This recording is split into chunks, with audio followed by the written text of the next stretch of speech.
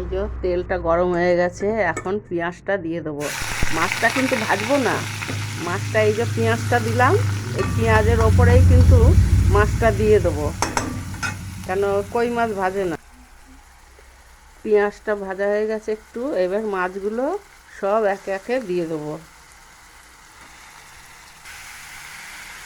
মাছটা দেওয়া হয়ে গেছে, এখন এই যে টমেটো কাটা এগুলোও দিয়ে দেবো।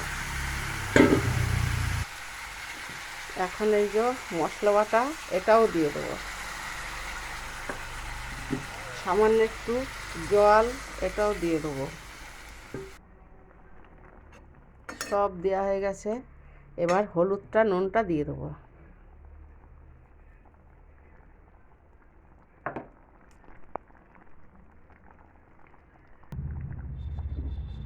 এবার একটু জল আর একটু দিয়ে দেবো, কেননা মাছের তরকারিটা ফুটবে তো।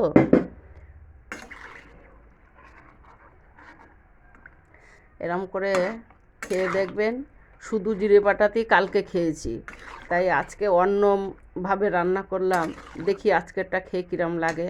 কালকেরটা তো খুব ভালো লেগেছে জিরে বাটা দিয়ে, অনেকেই জিরে বাটা দিয়ে খায়, কিন্তু টমেটো পেঁয়াজ দিয়ে কই মাছ আমি আজকে খেয়ে দেখলাম কীরম লাগে।